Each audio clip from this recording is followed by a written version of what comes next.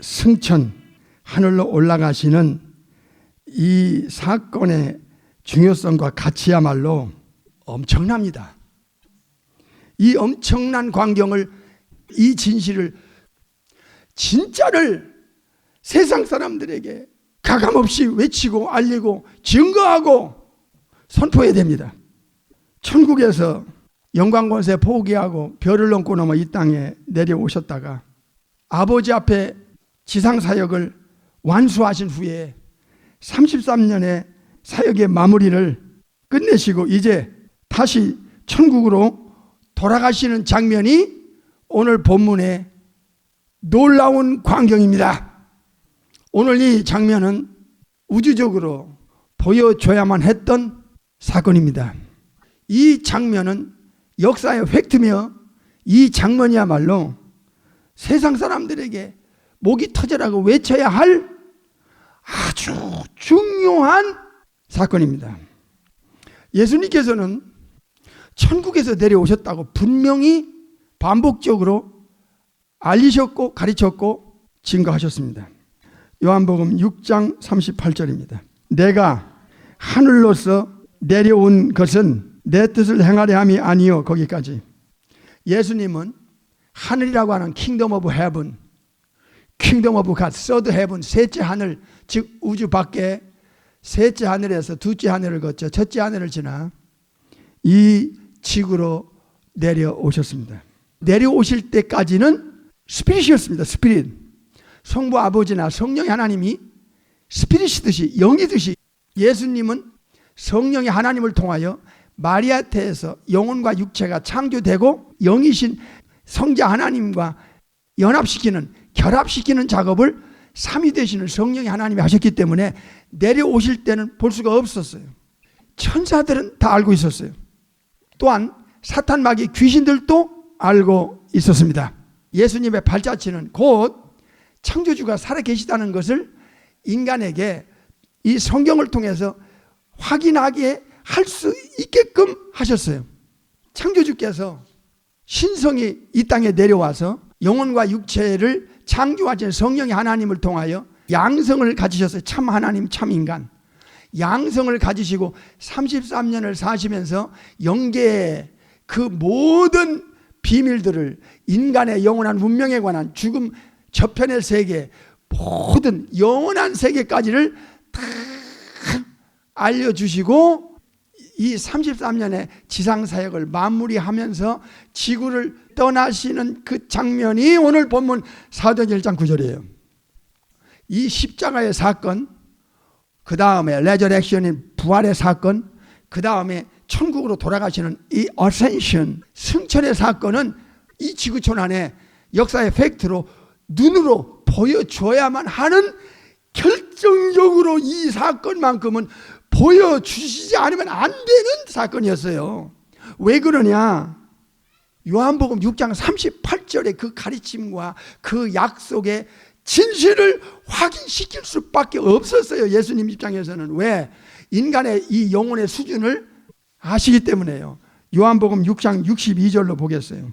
그러면 너희가 예수님의 이전 있던 곳으로 올라가는 것을 볼 것 같으면 어찌하려느냐? 이 말씀을 예수님은 안 하시면 안 됐어요. 예수님의 가르침과 증거와 약속은, 이거는 이 인간에게 100% 신뢰를 주시야만 했기 때문에, 인자, 즉 예수님이 천국에서 내려왔다고 하셨잖아요. 셋째 하늘에서 둘째 하늘을 거쳐 첫째 하늘을 지나 베들레헴으로 내려오셨다고 하셨잖아요. 그게 진실임을 이 미련한 인간들에게, 영적인 무지의 인간들에게 모든 여러 가지 영육간의 말씀을 주셨지만 핵심적인 키가 있어요. 열쇠가. 이게 와닿게끔 되면 흔들리지 않고 그 영적인 중요성에 대한 인식을 이제 할 수 있도록 오픈 마인드, 마음을 열게 돼 있어요. 인간들은 예수님의 가르침과 약속과 이 증거가 그 인간 세계에서 본 적도 없거든. 인간들은 멍하고 이게 긴가민가 도대체 감을 못 잡기 때문에, 인간의 수준에서 이해를 못하는 것을 아셨기 때문에 그 이해할 수 있는 지름길로 열어줄 수 있는 키가 오늘 이 부분에서의 이 아주 중요한 내용이에요. 예수님은 천국에서 내려오셨다는 이 진실을 가리키시면서 예수님께서 내려왔던 그 장소로 올라가는 것을 보여준다고 하는 이 약속을 안 하실 수가 없었어요. 이것은 얼마나 중요한 문제인지 몰라요. 왜? 천국에서 내려오셨다가 가신 그 33년의 삶이 이 말씀도 저 말씀도 다 영육간에 인간의 영원한 운명에 필요한 말씀을 다 주셨어요. 십자가와 부활 사건도 엄청나지만은 진실을 확인시키는 사건이 오늘 사도행전 1장 9절의 내용이라 그 말이에요. 아버지께로부터 나와서 세상에 왔다. 다시 세상을 떠나. 다시 세상을 떠난다. 아버지께로 간다 이게야. 아버지께로부터 왔다가 다시 아버지께로 간다 하셨어요. 요한복음 16장에서 놀라운 가르침입니다. 예수님께서 약속했어요. 내가 간다. 아버지께로 간다. 내가 너희를 위해서 처소를 예비하러 아버지 집에 간다. 그 많은 저택이 있는 데를 간다 이게야. 한마디로 승천을 가리키는 거야. 천국으로 돌아가시겠다는 요한복음 6장 62절을 반복적으로 강조하는 거예요. 약속하는 거예요. 반복 강조할 때는 아주 인간에게 중요한 문제가 걸려 있어요. 이 땅은 잠시라고요. 그런데 사실 진짜가 어디 있느냐 이게. 기독교는 종교가 아니올시다. 이건 생명 자체고 영원한 운명을 해결할 수 있는 유일한 삼일체 창조주께서 독생자 예수님을 보내가지고 해결해 주시는 유일한 방법 외에는 다른 방법이 없다는 것을 이제 하나씩 배워가며 알아가며 느껴가며 확인해 가면서 여러분의 지성에서 양심에 선언을 하는 거예요. 맞다 이게. 예수님밖에 없네. 예수님께서 부활 40일 마무리 지면서 만민에게 복음을 전하라. 땅끝까지 내 증인이 되리라. 모든 족속으로 제자를 삼으라는 예수님의 유언인 지상명령을 제자들에게 명령하시고 올리브 마운틴 감람산 쪽으로 11 제자를 데리고 가시더니 갑자기 두 손을 들어 이렇게 축복하시더니 몸이 땅에서 붕 뜹니다.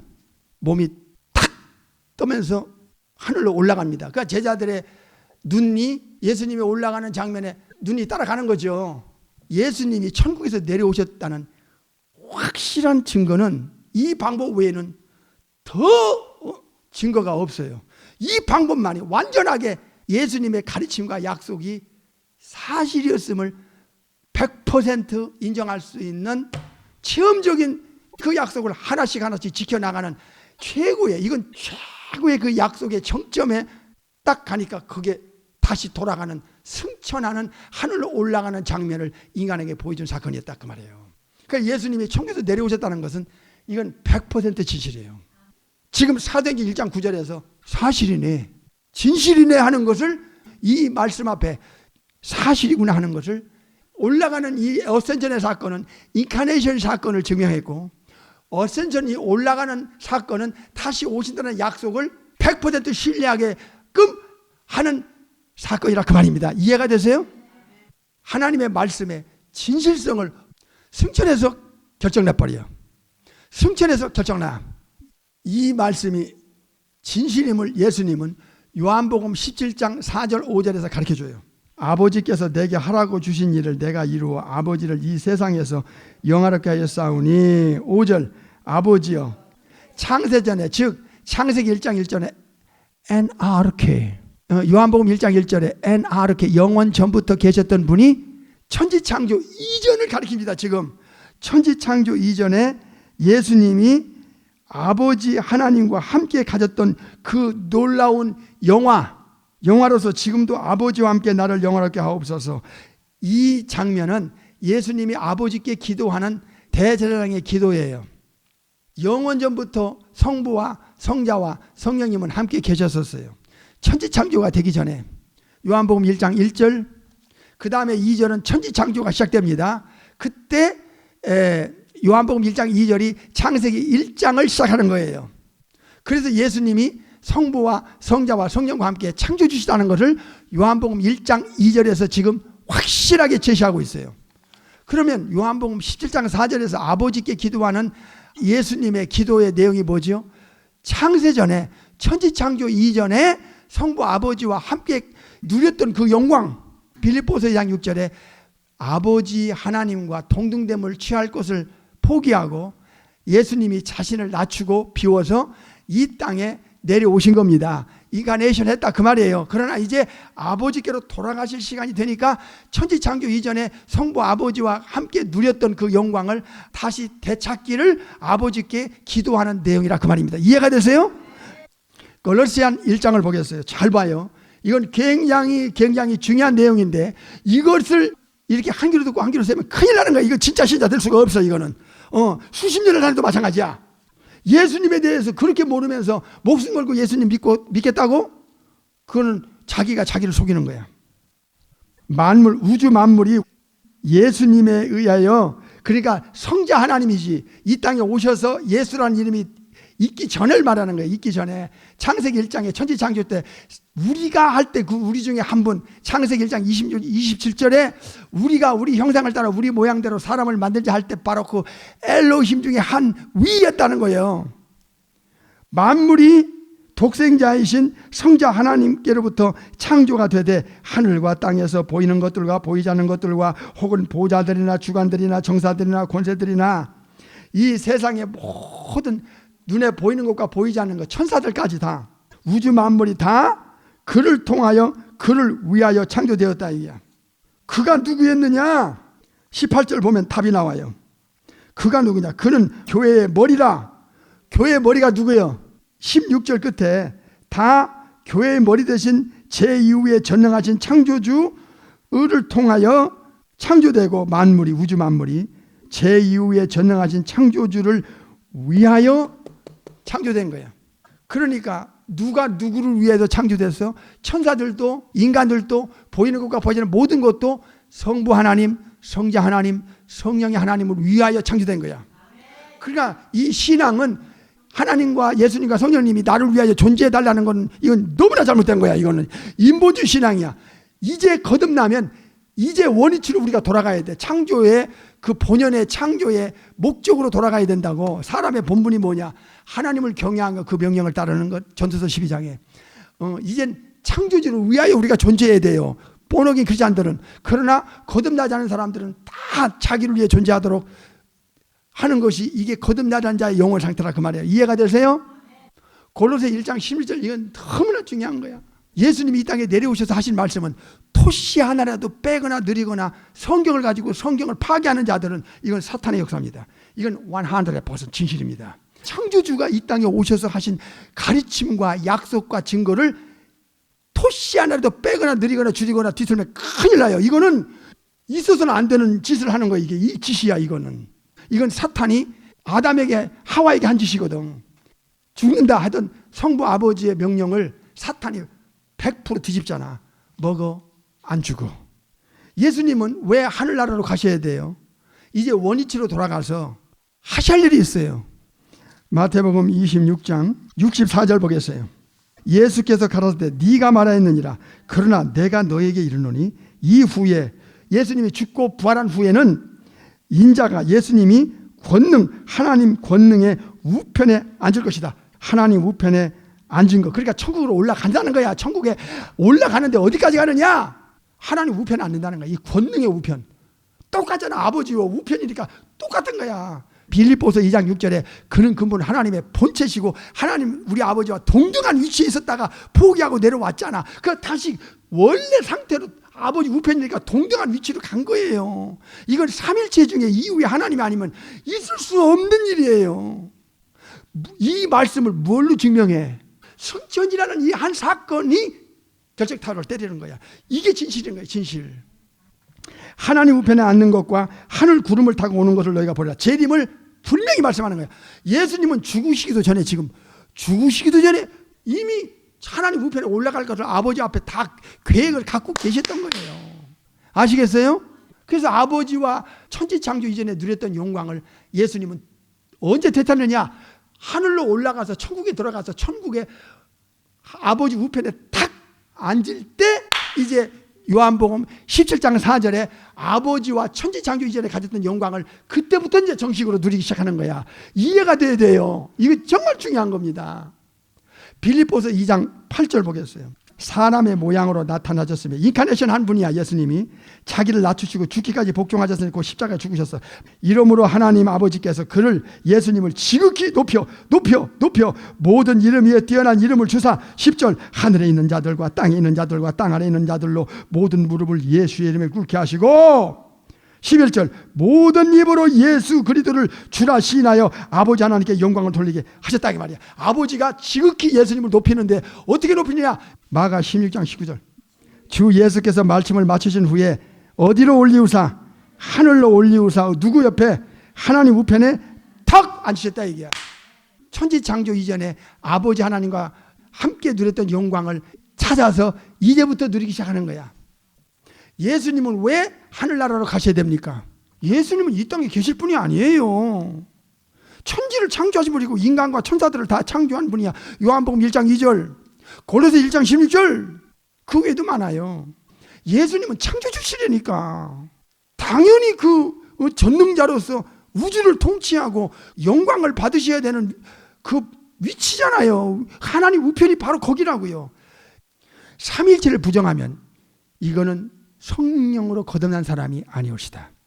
예수님의 신성을 거부한다는 것은 성경을 파괴하는 파괴자의 사람입니다. 그러니까 예수님의 창조주 되심에 대해서 아는 성령으로 거듭난 지성은 예수님이 창조주로서 이 땅에 오셨다가 가신 후에 그 가르침과 약속과 증거를 감히 두려워서 토시 하나도 빼거나 더하거나 뒤집을 수가 없어요. 창조주의 말씀인데, 창조주의 약속이고 증거인데, 예수님은 우주적 통치자로서의 아버지께로부터 5가지 권세를 이양받아요. 그 중에 하나가 마태 28장 18절에 하늘과 땅의 모든 권세를 아버지께서 내게 주셨다. 사실이에요. 예수님은 천지창조주고 그리고 우주를 보존 유지 운행하시는 분이라는 것을 히브리서 1장 2절 3절에 나온다니까. 눈으로 확인해 보겠어요. 예수님의 창조주 되심을 거부하는 자는 성령으로 거듭난 자의 영혼이 아닙니다. 이 모든 날 마지막에 누구로? 아들 예수님 독생자로 우리에게 말씀하셨다. 이 아들을 만유의 상속자, 우주를 아버지가 아들에게 다 줬다 이 말이야. 상속자로 세우시고 또 그 아들을 통하여 모든 세계를 뭐 했어요? 창조했다 그 말이야. 창조했다고. 히브리 1장 2절에 3절 봐요. 이는 하나님의 영광의 광채시여 그 본체의 형상이라. 그 아들의 능력의 말씀으로 만물을 뭐예요? 만물을 보존 유지 운행하시는 분이 예수님이시니까. 예수라는 이름을 가져오기 전에 성자 하나님이셨다 그 말이에요. 만물을 붙들고 죄를 정결케 하는 일을 하시고, 죄를 정결케 하는 일을 어디서 했어? 십자가에서 하셨잖아. 그리고 지금은 어디에 계셔? 높은 곳에 계신 하나님 위엄에 어디? 우편에 앉으신 분이 예수님이라고. 예수님의 창조주 되심 전능성 엘로힘 중에 2위 되시는 분을 오늘 말씀을 드렸어요. 그러니까 예수님의 승천은 당연하게 아버지 우편에 가셔서 영광을 아버지와 함께 누리면서 하늘과 땅의 모든 권세를 아버지께로부터 받았으니까 우주를 통치하고 보존 유지하셔야 될 거 아닙니까? 이 정도뿐이 예수님이시라는 거야. 예수님을 믿고 따르는 양떼들에게 약속했잖아. 요한복음 14장 2절에 너희 저택 너도 살 곳을 처소를 예비하러 가신다고 했으니까 천국 가셔야 우리 집을 예비할 거 아니야. 고린도후서 5장 1절에 헤븐리 하우스를, 이터널 하우스를 예비할 거 아닙니까? 예수님의 약속은 진실입니다. 이런 약속을 하고 이런 약속을 지킬 수 있다. 제자들이요 40일 동안 부활을 봤어요. 엄청났죠. 충격에 충격. 그들은요 심장마비 안 걸리는 게 다행이에요. 그래서 이 세상에 여러분의 영혼을 영원히 책임질 분은 예수님밖에 없다는 것을 이걸 여러분도 알아야 되고 확신을 가져야 되고 다른 사람에게 이 세상에 알려야 된다니까. 예수님께서 천국에 가지 않으면 안 되는 일이 있어요. 요한복음 16장을 보겠습니다. 그러니까 여기에 키가 있는 거예요. 그러니까 승천이라고 하는 이 어센션이 34년 동안 사시는 모든 삶의 결론을 한 방에 때려주는 거예요. 이 정도의 약속을 지키는 분이라면 이건 영원한 보장을 줄 수 있는 우주 안에 우주밖에 딱 한 분밖에 없는 거예요. 삼일체 중에 제 이후에 이사야 9장 6절에 The mighty God, the everlasting Father 한 아기로 태어나는 양성을 가지신 메사야 그리스도 예수님이십니다. 요한복음 16장 7절 그러나 내가 너에게 실상을 진실을 말한다. 내가 떠나가는 것이 너에게 유익이라. 내가 천국 가는 것이 너에게 예수님을 믿고 따르는 자들에게 엄청난 유익이야. 왜 유익인가 보세요. 내가 떠나가는 것이 너에게 유익이라. 내가 떠나가지 아니하면 파라크리토스 보혜사가 너에게로 오시지 아니할 것이요 가면 내가 그를 너에게 보내리니. 보혜사는 성령의 하나님이야. 천국에 도착하지 않고는 성령의 하나님이 예수님을 믿는 자 속에 영혼 속에 들어오질 않아요. 성령님이 들어오지 않으면 거듭나지 않습니다. 본어긴이 안 돼요. 거듭나지 않으면 요한복음 3장 5절에 천국에 못 갑니다. 우리가 천국에 못 가면 뭐냐고? 아무것도 아닌 거야 이거. 그러니까 성령님을 보내시는 이 작업은 예수님이 천국에 딱 들어가서 하나님 우편에 도착하고 나서 2위 되신 예수님이 3위 되신 성령의 하나님을 보내는 거예요. 그래야 우리가 성령으로 본어긴 크리스찬이 돼서 진짜 영적인 세계를 이제 이해할 수 있는 마인드, 이해할 수 있는 띵킹, 이해할 수 있는 지성이 되는 거야. 그러니까 거듭나지 않으면 이 말씀이 무슨 말씀인지 도대체가 이건 지성에서 소화할 수 있는 내용이 아니잖아. 이게 영적인 거니까. 그러니까 거듭나지 않으면 이 영적인 예수님의 가르침은 그에게 1%, 0.1%도 영혼 속에 들어오질 않아요. 그 중요성을 본인이 모른다니까. 그래서 이 본어게인이 얼마나 중요한 문제인지 몰라. 하늘로부터 한 번 더 탄생이. 그 탄생은 성령이 하나님께서 오는데 예수님이 천국에 들어가서 도착해가지고 하나님 우편에 딱 앉으셨을 때 요한복음 16장 7절의 약속을 지키는 거야. 그래서 열흘 후에 마가의 다락방 120문도에게 성령이 임하잖아요. 그건 예수님이 도착했다는 증거라 그 말이야. 할렐루야. 성경에서 예수님의 출처에 대해서 정확하게 예언해 줬어요. 이 땅에 탄생 전에 말입니다. 구약에 아버지 하나님께서 성자 하나님을 보내시는데 아버지 품속에 계시고 아버지와 함께 계셨던 요한복음 1장 1절 18절 잘 들어요. 천국의 지성소입니다. 천국의 어마어마한 넓은 곳에 아버지가 계시는 그 지성소, the most holy place라고 그래. 지성소에 계신 그 아버지 품속에 계시던 독생하신 하나님이 아버지의 명령을 따라 별을 넘고 넘어 이 땅에 내려오는데 도착할 장소가 어디냐를 구약에 이미 예언했어요. 미가서 5장 2절은 베들레헴이라는 장소로 반드시 인카네이션 한다는 거예요. 다른 장소로 오면 가짜야. 그건 사기야, 사기. 그래서 예수님이 천국의 지성소에 아버지 품속에 아버지와 함께 계셨다가 별을 넘고 넘어 이 땅에 내려오시는 장소의 예언대로 베들레헴에 탄생합니다. 진실이었어요. 예수님이 올리브 마운틴 감람산에서 팔이 탁 뜹니다. 딱 떠가지고 쫙 올라갈 때 제자들의 11제자 22개의 눈이 동시에 따라가 하늘을 쳐다보는 거야. 이렇게 쳐다보는 거야. 이렇게 올라가셔서 하나님 계신 지성소에 그 오른편에 아버지가 탁 앉으세요. 그러니까 출발 지점은 감람산, 도착 지점은 천국의 하나님 우편이었어요. 마가 16장 19절에 천국에서 내려올 때는 아버지와 함께 계셨다가 어디로 왔어요? 베들레헴이었어요. 다시 승천할 때는 출발 지점이 감람산이었고 도착 지점은 하나님 우편이었어요. 오늘은 여기까지 하겠고 다음 주로 넘어가겠습니다.